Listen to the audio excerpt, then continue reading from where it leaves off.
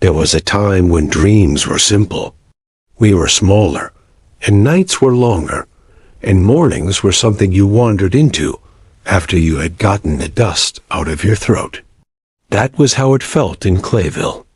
The town had a way of holding you like a soft-bellied river, slow and sure, cradling what you were and what you had meant to become and what you had almost forgotten, until all three were one person, and the clock on the church tower forgot which direction to move.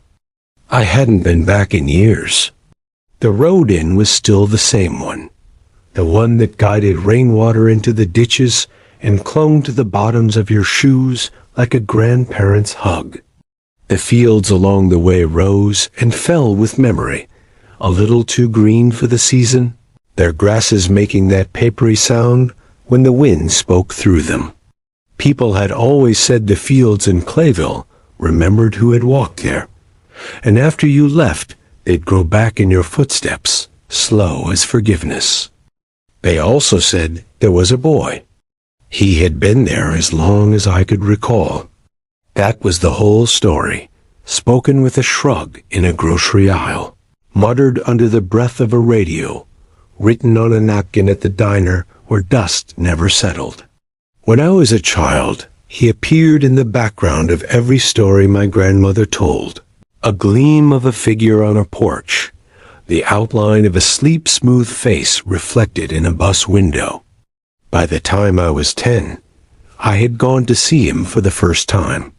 By the time I graduated, I had almost convinced myself he was only the imprint you get behind your eyelids when you look directly into a lamplight.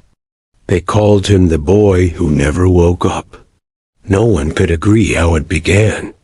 He fell asleep on the day the fair came to town, said Mrs. Lark at the post office, who for as long as anyone could remember had been 27 and kept her hair in 2 braids that smelled faintly of starch and lilac.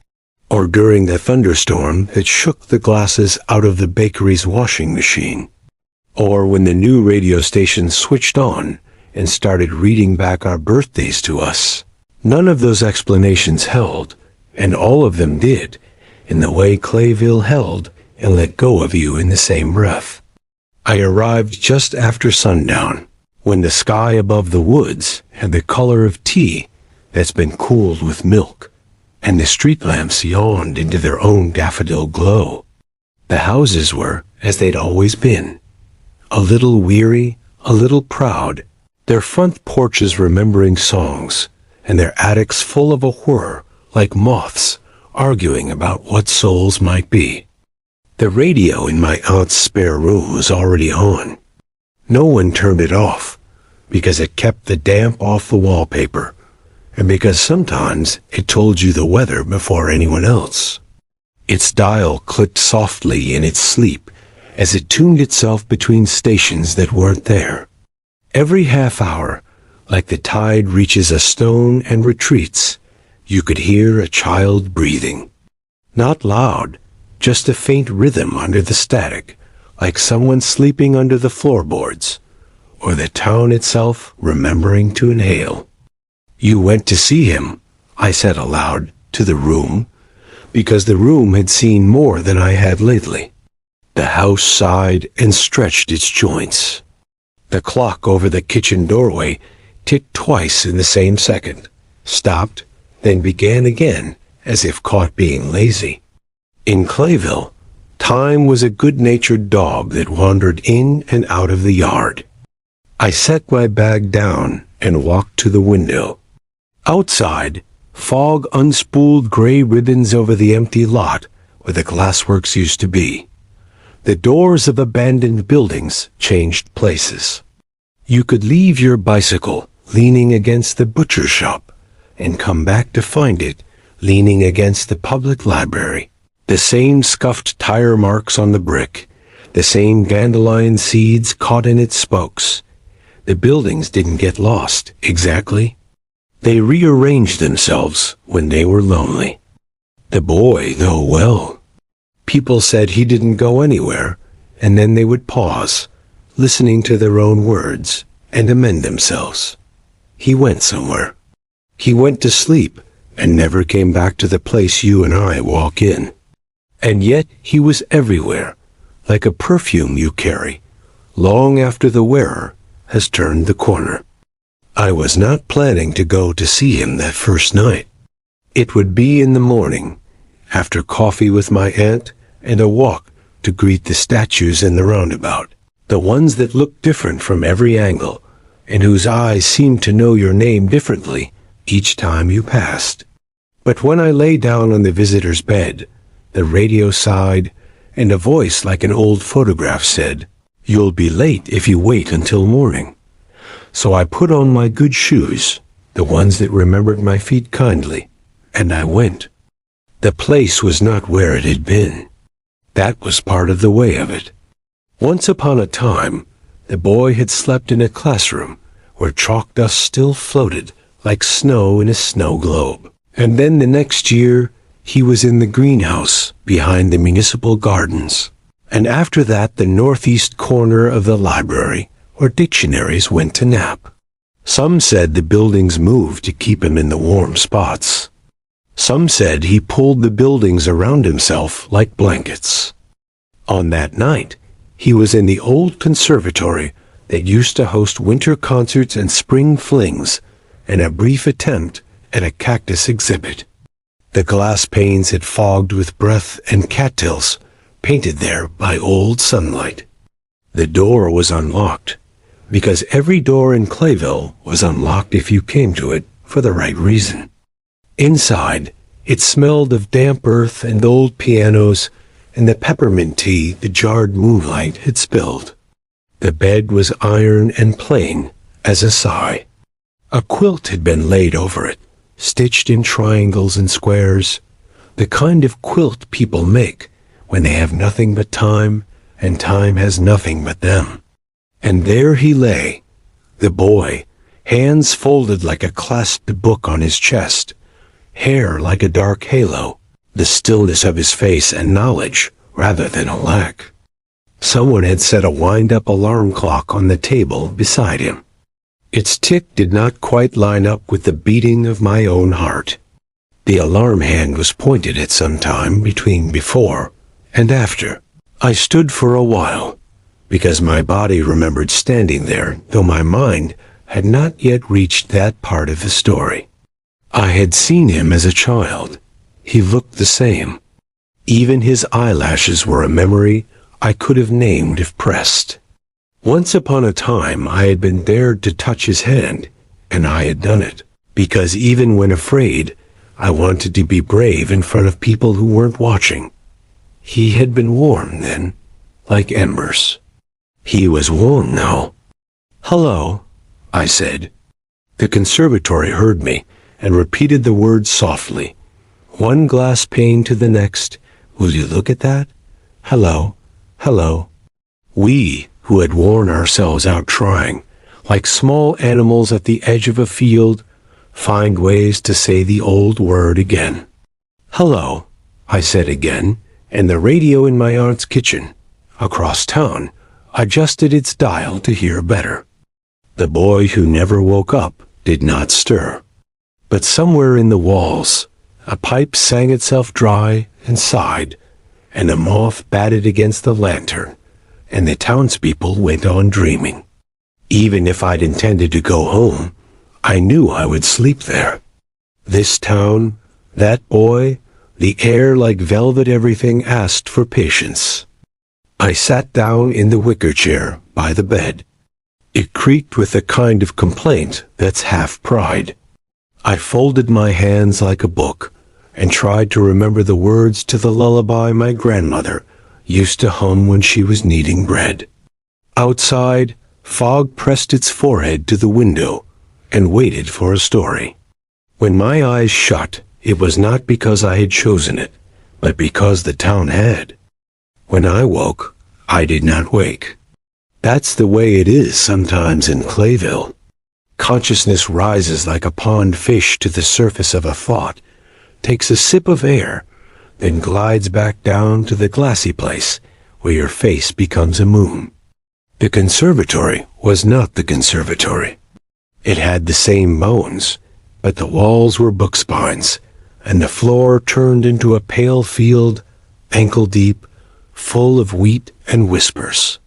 A radio tower leaned against a stack of encyclopedias. The boy's bed was a boat. In dreams, furniture reveals its secret talents. "August," I said, without knowing why, and a thin boy in yesterday's shirt turned his head as if someone had said his name. He was standing on the far side of the room, that is, the far side of the field that was a room, right where the breeze fermented the gold grass into a smell like bread left cooling in a long house. He had that not quite freckled skin of children who live on the cusp of sun and shade. His hair was the color of the dark half of an acorn. He held a string that rose so far up I had to tip my head back to see what it was tied to. "A kite?" I asked. It was a habit, speaking aloud. "If you don't speak in Clayville, the walls speak for you." He nodded, and the string hummed its yes. The kite was shaped like a moon and printed with letters I couldn't quite read, as if the alphabet had been shuffled and dealt out again and remembered the hands that had touched it.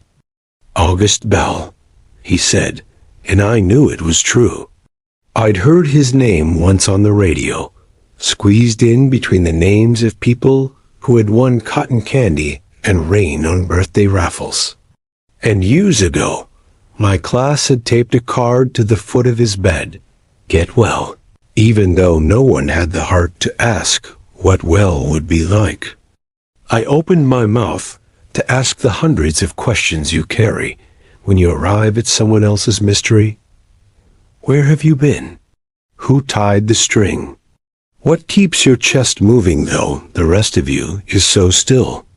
Have you ever had the dream where your feet are roots? He shook his head, not like no, more like save it, please, for another better night. You want to see something? He asked. The way children ask that question is the way dawn asks the horizon to move aside for a minute. He turned and walked through the wheat. I followed, feeling the bristling tickle against my ankles. The field knew me. It whispered my name the way the old math teacher had, consonants kindly, vowels careful. We came to the edge where the fence was made of yardsticks and memory, and August bent, lifting the latch that had the shape of a sleeping cat. On the other side was a hallway, the one from the school where the floorboards always made a sound like laughter under certain shoes. Down we went, into the hallway that had been his and also mine. On the bulletin board, under curling photographs of field days and art shows, someone had pinned a paper star stamped with the word someday. A moth slept on it, like an old opinion. What are we looking for? I asked. He pointed to a door. I didn't remember. The number painted on the window was off by 1. The latch had a small brass bell, the kind shop doors wore to announce customers to clerks who could hear to the end of their lives if they tried. We went inside. If you can imagine a room that looks like the inside of a person's pockets after spring, that was this one. Handkerchiefs and marbles and a folded paper boat with your initials on it.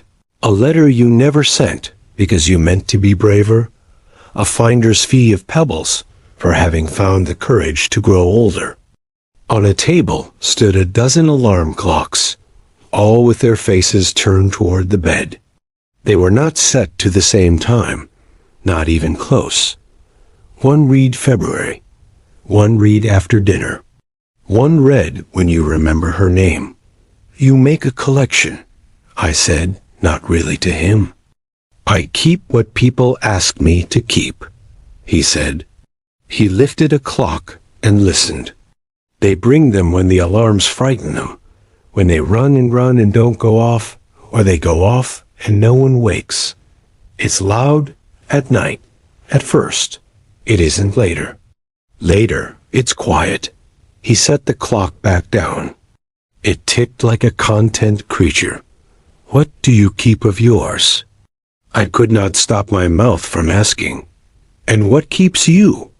He shook his head again, not in refusal, but in that patient way that made me think of snow that waits all day in a field before deciding whether to melt. He took my hand, and his hand, like his sleeping hand, was warm. We walked past bookcases with spines that said the names of roads I had driven lately and roads I had forgotten. We passed a mirror that showed our backs walking away from us. We passed a radiator that hummed a lullaby my grandmother used to hum. The smell of peppermint and the soft motor breath of summer locusts came from nowhere, and also from memory.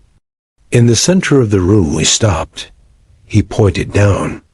The floor opened like a photograph unfolding, resistant at first, as if its corners had been bent too low. The space below was triangular, an attic made of night sky. From its rafters hung a mobile of toy boats and porcelain keys and the remains of paper airplanes. Wind moved through it, though there was no wind. "If I wake up," he said, and his voice took on the sound radios make when they are telling you something you will need later, "it will be because someone very far away needed me, or because there are too many alarms with no time left on them, or because the fields want their footsteps back." He turned to me, his eyes quiet as ponds. "If I wake up, please don't be afraid. It will only look like change." Back in the conservatory, a moth bumped against a window pane, the sound like a minute trying its best. A train whistle. No trains come to Clayville anymore, but the whistle takes a long time to forget the job it was hired to do, called once, like someone waving, just in case. He let go of my hand. The kite string went slack, and the moon kite drifted like a thought you didn't mean to have. "You can bring something if you want," he said. "When you wake, people bring things. I don't take them. I only keep them safe while they rest." "What do people usually bring?" He tilted his head, listening. Through the door, I could hear a radio clearing its throat miles away. "Photographs," he said. "Letters, clocks, a breath no one wants to take alone." "A breath?" "Sometimes breathing is the heaviest thing." He smiled. It was a small one, the kind that peeks around a corner to see if it's safe. You don't have to bring that. You can just bring yourself.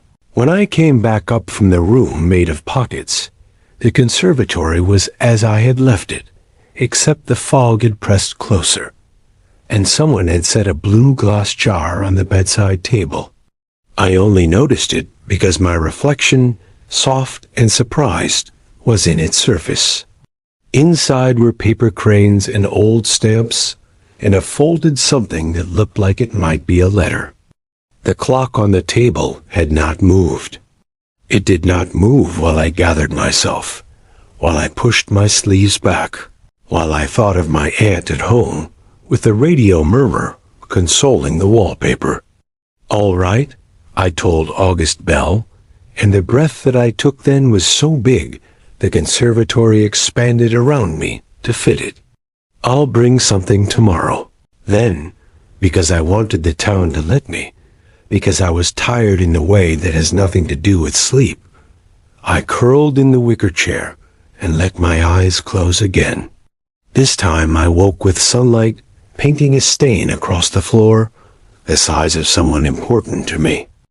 If you have been away a long time from a place that remembers you well, your first morning back contains more ghosts than you do hands. The conservatory air had that green, damp smell gardens have when they are pretending to be jungles. Toward the ceiling, a spider had put up her ladders and left invisible steps. In the bed, August Bell slept on. He was the ordinary miracle a mother wishes for over a breakfast table, just to sleep and wake well. except he never woke. I stood and stretched, and my bones remembered stairs, and my heart remembered why it beat. On my way out, I passed the blue glass jar on the bedside table.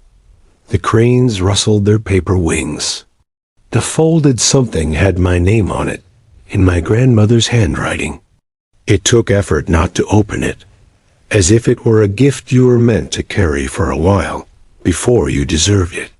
I put it in my pocket, warm against my thigh like a childhood stone. Outside, the fog was a little less. Clayville does fog the way old photographs do. It holds on to it better than other places, in corners, in glances, in the hollows under steps.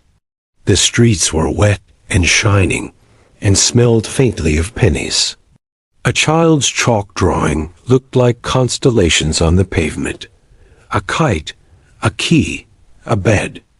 At the end of the block, Mrs. Lark was unbolting the door to the post office. The bell above it chimed as if extolling a point. She looked up and saw me, and smiled as you smiled to someone you hugged already in a dream. "You were sitting with him," she said. It wasn't a question. She had a way of making statements sound like permission. "Yes, he does make the night shorter, doesn't he?" I shrugged. "He lengthened it for me." "Well, you always were the sort to push time from the far end," she said, as if we'd been continuing a conversation since 4th grade. "You'll want some stamps, I expect." She set a sheet of stamps on the counter. Each was a little picture of an old clock with only one hand. Each hand pointed to a different kind of hour. After the storm. First laugh. The smell of a coat taken down from a high hook. "Do people write to him?" I asked. "They do," she said. "And they don't. Some letters are to someone else, but say boy in the salutation. Some letters are to themselves. Some are to the place between. He gets them all. Do you age?" I asked before I could stop myself, then felt foolish, as if I had asked whether the sky kept secrets from the moon. She laughed. "I grow wiser in ways you can't measure with candles," she said. "Same as anyone. Why? Do you?"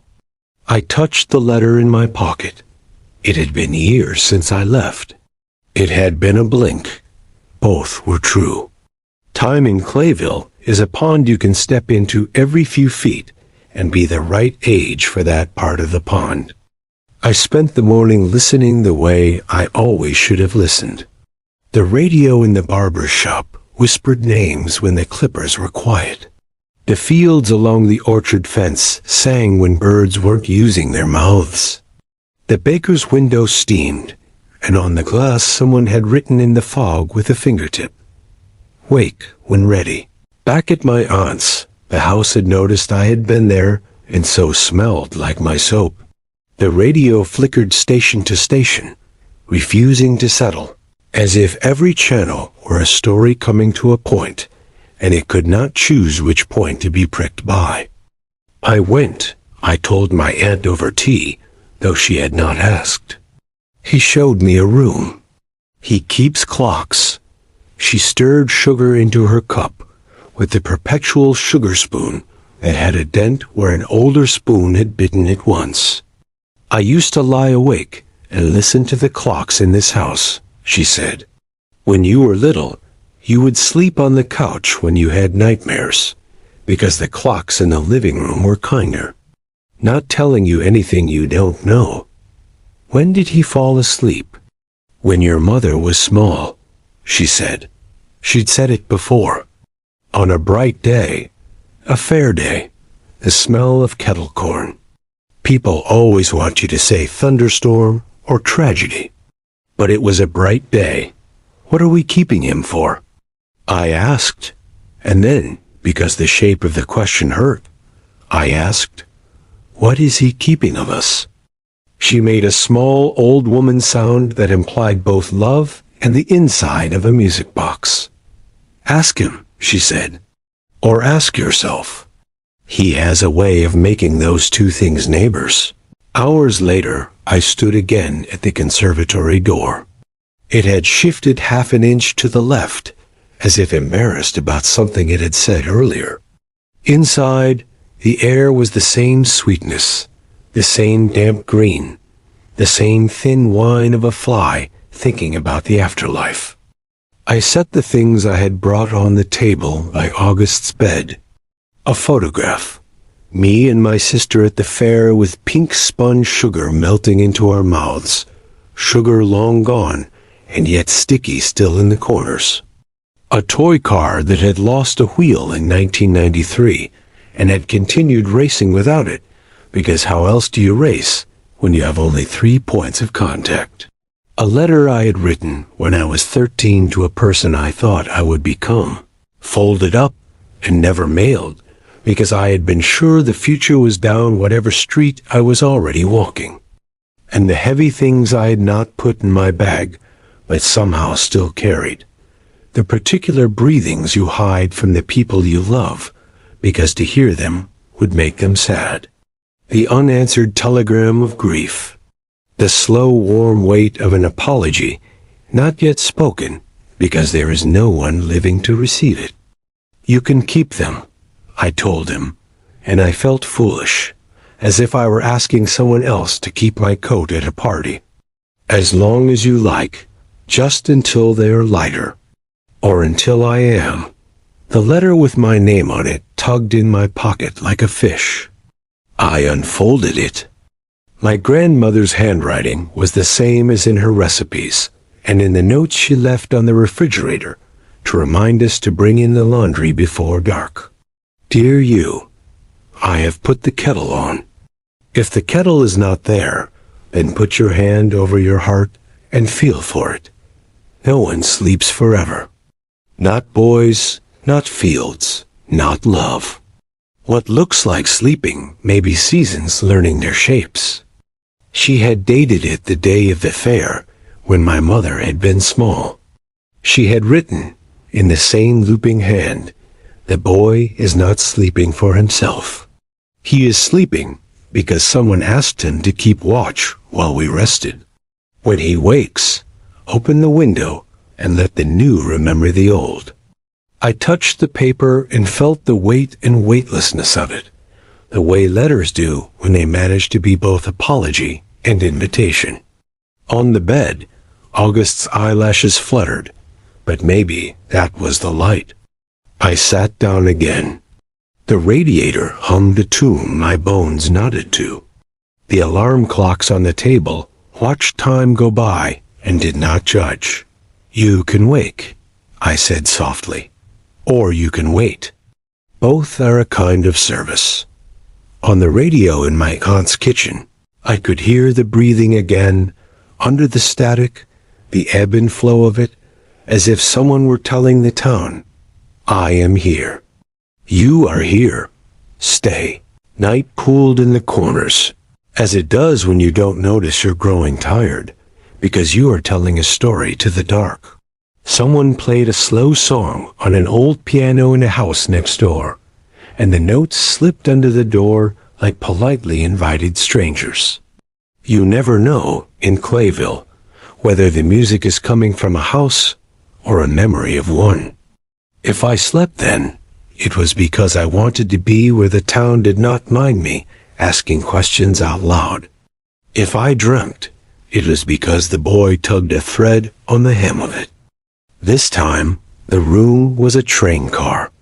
The seats sighed as we sat. Through the windows, things went by not like scenery, but like years. I saw my sister holding the kite with me on the fairground. I saw my aunt dancing with someone whose face I could no longer summon into the light. I saw Mrs. Lark pinning her braids in a mirror that was also her window. The train moved at the speed of forgetting. August sat beside me, his hands folded like asleep, his head tilted against the seat back. He looked at me the way the fields looked, as if I were part of what they needed to be beautiful, and would be even if I never remembered them again. "Do you want me to wake you?" I asked. It felt brave, like stepping onto ice that has decided to be lake again. He looked out the window, as if to consult with the scenery. "It isn't up to me," he said. "There are so many kinds of waking. There is the waking you do at dawn, and the waking you do when someone says your name, and the waking that takes years and feels like grief the whole way." The train rocked, and the old buildings outside glassworks, schoolhouse, a yellow house with peeling paint that had once meant the beginning for someone shifted a little, playing it moving aside so the train could pass. In the reflection, I saw the boy turning toward me, and for a moment, I saw a person who wasn't a boy, a person wiser and still, the way stones are still, the way an idea is still, and then isn't. "When you go," he said, "don't think of me where I am. Think of me where you are. How will that help you?" "It will help you," he said. Then, after a breath, and I could use that, the train slid into a tunnel that was also a choir of crickets. When we came out, it was morning, and the conservatory was a lake. To end a story in Clayville, you must not tie it off. You must set it in a bowl on the porch with a spoon, for anyone to come by and take a taste and remember when they had that same recipe in a different house with a different season pressing its forehead against the window. I woke to the pleasant ache of a body that had been held all night by a chair. The light was new. The boy slept. The fog had thinned to the delicate veil brides used to wear when the town made a habit of marrying itself to promises. People drifted in and out, as they do. They removed their hats like prayers. They set down second-hand roses and notes, and once, a soiled apron folded with reverence. "He taught me how to sleep through pain," a woman said. "He didn't know it, but he did. Keep it," she added, placing the apron on the bedpost as if it were a medal being returned to its shadow. A little girl came and placed a plastic crown on the bedside table. "When I decide to be queen, I will forget where I put this," she told him solemnly. "You keep it until I need help remembering." A young man in a dress shirt with frayed cuffs took a deep breath, and then another and another. The third one he placed invisibly in the air above August's chest. "There," he said. That was too big for my lungs. There was no ceremony to it, no schedule. People came as streams come toward the river. They left lighter or heavier, but they left, and the town took the weight and made use of it the way old houses make use of drafts. I went home to my aunt once, and my aunt held my face in her hands and kissed my eyebrows as if they were brave. "You'll want to keep staying," she said, not as a warning. "Or you'll want to keep going. Both are kinds of loving."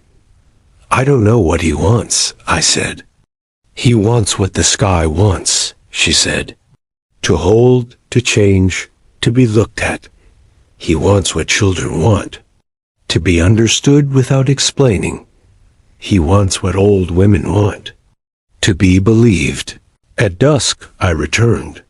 The conservatory had shifted again, just slightly, now wearing the angle of afternoon like a shawl thrown over its shoulders. The bed was in its room, not a boat, not a train, just an iron bed. The quilt had moved. Someone had turned it so that the square in the center with the red star was under his heart.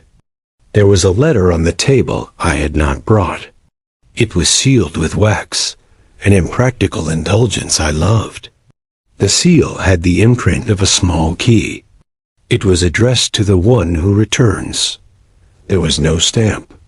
There never needed to be. I broke the seal.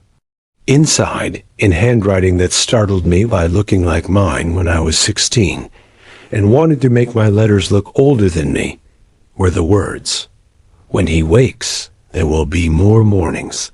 That is all. Don't be afraid to find them." Below that, in smaller script, a postscript that looked like August's careful print. "If I don't wake while you are watching, that isn't because you are not good at watching. Keep the window open. Keep the kettle singing. Keep the breath you can keep and bring back the ones you can't." I held the letter in both hands and did not realize I was crying until the paper soft under my thumb. "Would you like me to open the window?" I asked him, because he had asked me once in a dream to ask him that when it mattered. "It's warm." The window raised with a sound like a child's laugh. Air wandered in with its pockets full of lake smell and the echo of someone shouting a name in the distance. The sheer curtains lifted and lay back down again. In the distance, because trains don't know how to forget work entirely, the ghost of a whistle measured the town and found it, as always, sufficient. By then the alarm on one of the clocks had started to fail.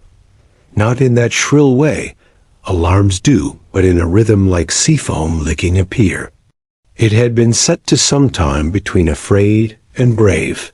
It had been patient. I sat and watched. Sometimes the watching is the harvest. In the glass of the conservatory, my reflection blurred and sharpened with clouds passing. The boy's chest rose and fell. His fingers twitched once, as if in some other place he had just finished tying a string to a kite. There is a peace that comes from deciding not to insist. I found it there in the wicker chair, with the field pressing its gentler face against the other side of the glass, with the radio humming lightly on a sill, with a moth memorizing the pattern of a human's breathing. The day dimmed in increments you could hear. People passed on the street, their footsteps thick with their own stories. Somewhere a clock chose, then changed its mind. Someone whispered into a radio and said, "If you're listening, we are too." I leaned forward and said to the boy who never woke up, "If today is not your day, I'll be here tomorrow. If tomorrow is not your day, I'll be here when the sun remembers me. If I forget, the field will tell me where to stand. If I leave, the window will remain open." He did not stir, but something warmed along my sternum. A stove lit for slow cooking. A certainty that did not require proof. It said, "You have done what you could." It said, "He is not alone." It said, "Neither are you." When night came, it did not come with fear. It slid in under the door with the smell of rain. The conservatory drowsed. The boy dreamed. I dreamed beside his dreaming, not inside at this time, but alongside, like two beds pushed together at a sleepover, where you promise to stay awake and hear each other's hearts beating. In the night, the buildings moved again. The old schoolhouse crept half a block in a modest fluster. The library rotated 3 degrees. The glassworks found its old corner and settled in like a cat. And Clayville continued its rearrangement into what it had always been. Somewhere, a child woke from a nightmare and did not cry, because in the faint static of their bedroom radio, a breathing told them it was safe to wait and see the dark fully. Somewhere, Mrs. Lark took down a letter addressed to the boy and placed it in a pigeonhole labeled "Later" and "Kindly." Somewhere, my sister dreamed of kites without strings and woke with her hand open to hold the string anyway. If in a morning that may be distant or may have already occurred, the boy opens his eyes, I cannot say what will change. Maybe the bells will ring at once. Maybe the clocks will agree on an hour. Maybe the fields will give back a path I had thought lost. Maybe nothing will happen at all, except that the breathing moves from radio to room. I think of August Bell standing in a field under a kite that wore the letters of a language we used to speak in our sleep. I think of the clocks that read, after dinner, first laugh, the smell of a coat taken down from a high hook. I think of the note that said, when he wakes, there will be more mornings. I fold the letter he left back into its impossible envelope. I leave it on the bedside table under the blue glass jar so that anyone can read it when they need to and leave it for someone else when they are gone. Then, because there is nothing else to do that would be truer, I sit back in the wicker chair and rest my hands on my chest over my own metronome. My breath and his breath, and the breath of the radio, and the breath of Clayville itself, all in a kind of harmony that is just messy enough to be human. I am not sure which of us would be doing the waking if it came. That uncertainty, like fog, like summer, like the long nights of childhood, is its own kind of comfort. And if it never comes, if the boy who never woke up continues sleeping for us, with us, in us, the window is open. The kettle sings. The fields remember. The town keeps his place. The moth finds the window and goes out into the night, which has room enough for both of us.